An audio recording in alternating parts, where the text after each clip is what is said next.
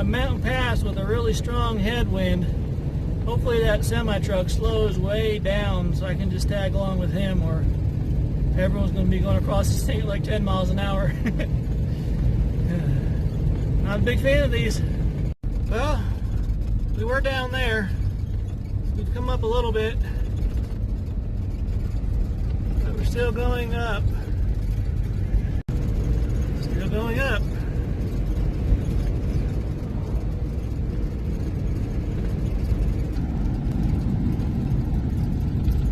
You can see through this dirty window. We're up high enough to where there's snow hanging out. Up and up and up and up. Get high enough we can go skiing. Anyone bring any skis? No, me neither. So there's snow here on the shady side, less on the sunny side, but we just broke 7,000 feet. And that's similar height to Grand Canyon where we were at. And this road, if the map in my head is right, we are north of the Grand Canyon. Same national forest and whatnot that the Grand Canyon's in, but we're north of it and heading west, and then we're going to cut back northeast once we cross this. But yeah, there aren't a lot of people here, so I'm able to keep my speed down so I can just kind of chug-a-lug it. I'm not even going to tell you how slow I'm going, but it's embarrassing. This is the north entrance to the Grand Canyon, and it was a Jacob's Lake or something like that. 7,900 something feet elevation. And it's still going up a little bit more. Yeah, but we're pretty much at the top, and I'm happy. As long as I'm happy. Well, there ain't no one else to be happy, so I'm happy. Hey, we are in the Hurricane Cliffs recreation area. There's a pit toilet, and they actually have some bike stuff here. They've got an air pump and tools on that red thing, so you can fix your bike if you run into a problem. If you can see those cliffs behind me, there are trails, walking trails and bike trails up in those cliffs. And if we pan around this way, you can see those hills. There's white stuff in those hills.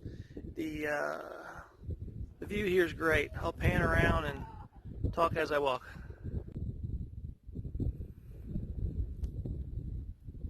This is the road coming in. Further up on that, the washboard was so bad that it actually rattled my turn signal light. The whole fixture rattled them out of the van, and they're just hanging by the power wires, which is kind of crazy. But the views here, your campsites are marked. You have to camp in designated areas. As you can see on that sign, there's at least 35 of them. Some of them are hard to get to though. But you go from the snow-covered mountains, transitions into this. There's some civilization down the road. You can see those lights at night. But the 14-day stay, 14 days in a 30-day period, you have to move 30 miles down the road to your next spot type thing. But this is the day use area for parking and biking, and there's pit toilets there. And I'm going to walk back towards where the campsites are, kind of show you some of these little roads here, let you make up your mind on what you think of the road conditions back here. Some of them are kind of questionable. I actually went down one and turned around and found one a little better, but there are potholes and dips and things like that. Let's walk. Here's a couple of these little holes. Some of them you can get around. See there, someone's got a, was that one of those, my brain froze up. Those fiberglass people transporter vans. There's a full-size RV ahead of us. So people are getting back here. But there are some bad spots in the roads. Yeah, some of this stuff gets pretty deep. This one here, you can see you can get around it for a while, but then you get further down the road, who knows if you can. I mean, there's someone with a conversion van over here. Some of the things you can get around. Some of the water holes are a little harder to get through. This was almost completely full yesterday, all the way across, just about.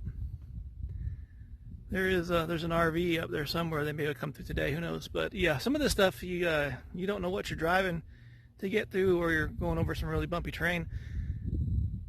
Not saying anything against it, just kind of pointing out what's here, just so if you come out here, you know what to expect. And this is a campsite there. You see there's a fire pit. Each campsite's designated with a marker pole like that. And it's 14 days, and each one comes with a fire pit. You can only have a fire within that fire pit. But yeah, just be ready for some bumpy roads. But the views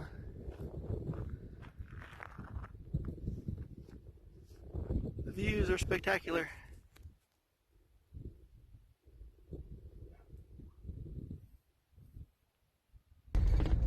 So someone must have heard me complaining about the washboard on this road rattling my light loose.